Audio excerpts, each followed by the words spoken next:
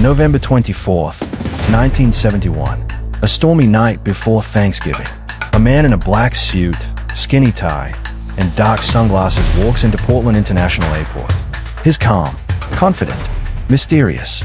He pays cash for a one-way ticket, boards a plane with 36 unsuspecting passengers, and orders a bourbon. Hours later, he'll walk away with $200,000 in ransom money, strap on a parachute, and jump out of a Boeing 727 into the freezing darkness. Never to be seen again. No body, no parachute, no money, just a legend. This is the story of D.B. Cooper, the man who pulled off the most daring heist in aviation history and vanished without a trace.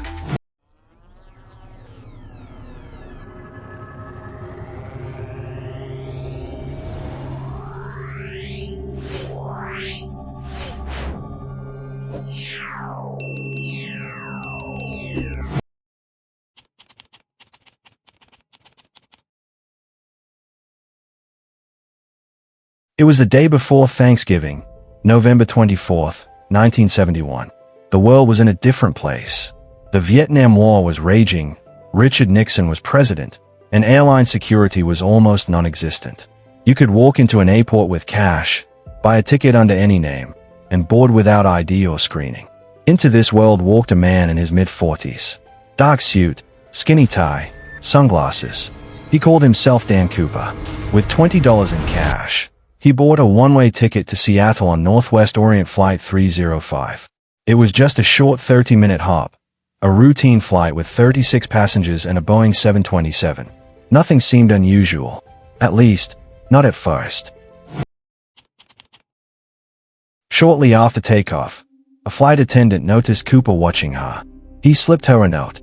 She assumed it was just another lonely businessman flirting mid-flight, so she tucked it in her pocket without reading it.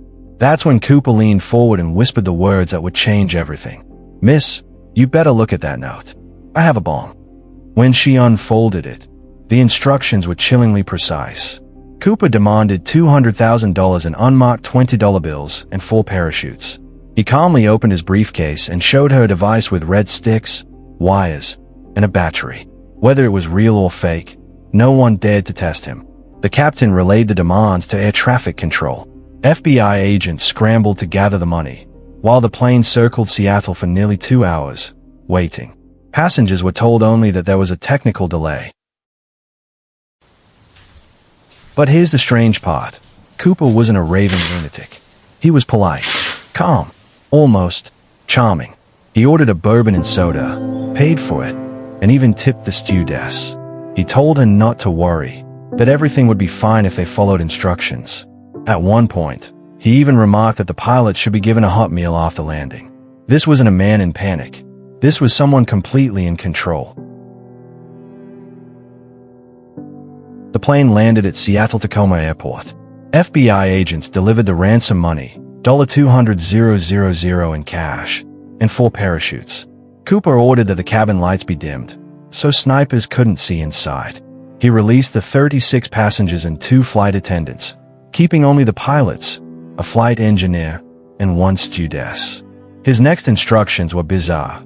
The plane was to fly south toward Mexico City, but at just 115 miles per hour, an unusually low speed, and at only 10,000 feet altitude.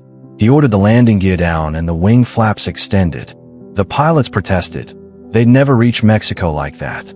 Cooper compromised. They'd refuel in Reno, Nevada. At 7:40 p.m., the Boeing 727 lifted off once again, this time with a ghostly silence in the cabin. Not long into the flight, Cooper ordered the stewardess into the cockpit. He was now alone with his money and the parachutes. The last glimpse anyone saw of him, he was tying something around his waist, likely the bag of cash. At 8 p.m., a warning light in the cockpit blinked. The rear stair door had been opened. Air pressure dropped. The plane shook violently. And then, nothing. Somewhere over the forests of Washington, into the freezing rain and 200 miles per hour winds, Cooper jumped. By the time the plane landed in Reno, Cooper was gone. The FBI swarmed the plane. They found over 60 unidentified fingerprints, but none matched Cooper. They found 2 parachutes left behind, one with cut straps. His tie was still on his seat, But the ransom note? Gone. His glass? Gone. His cigarettes? Gone. Cooper had erased almost every trace of himself. Search teams scoured the forests and rivers beneath the flight path. Helicopters, troops, dogs, nothing. No body, no parachute, not even the money. It was as if a night had swallowed him whole. For years, the case went cold. Then, in 1978, a hunter discovered a Boeing 727 instruction placard for the rear stays, lying directly beneath the plane's path. Proof that Cooper had indeed jumped. 2 years later, in 1980, a family vacationing along the Columbia River unearthed 3 decayed packets of $20 bills, nearly $6,000 of the ransom money. The serial numbers matched perfectly, but the bundles were still bound, in the same order the bank had given them. Had they slipped out of Cooper's bag during the fall, or had they been deliberately buried? No one could say, and no more money ever surfaced. Did he survive? The central question remains. Did D.B. Cooper survive the jump?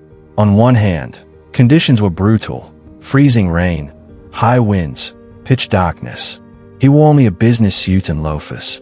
Twice, he mistakenly chose a training parachute for his reserve chute, one that was non-functional. Any skilled skydiver would have spotted it immediately. Did this mean he wasn't an expert after all?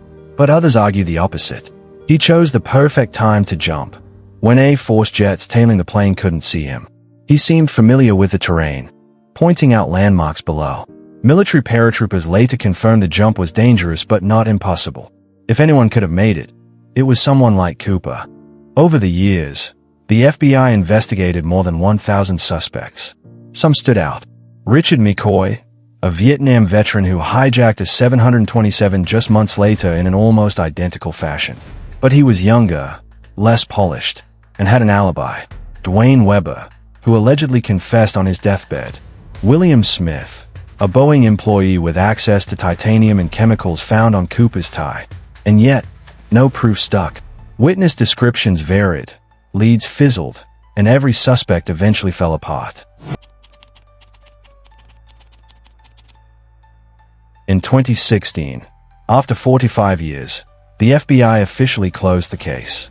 It remains the only unsolved hijacking in U.S. history. But Cooper didn't just disappear. He became a legend. His story inspired copycats, forced airlines to tighten security, and left an indelible mark on pop culture.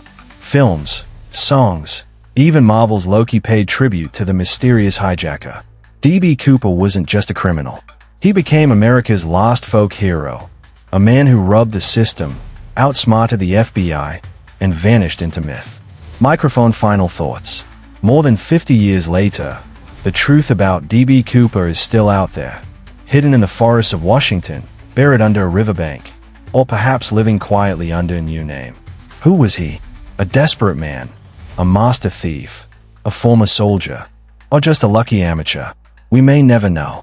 But one thing is certain, D.B. Cooper pulled off the greatest unsolved crime in American history, and got away with it.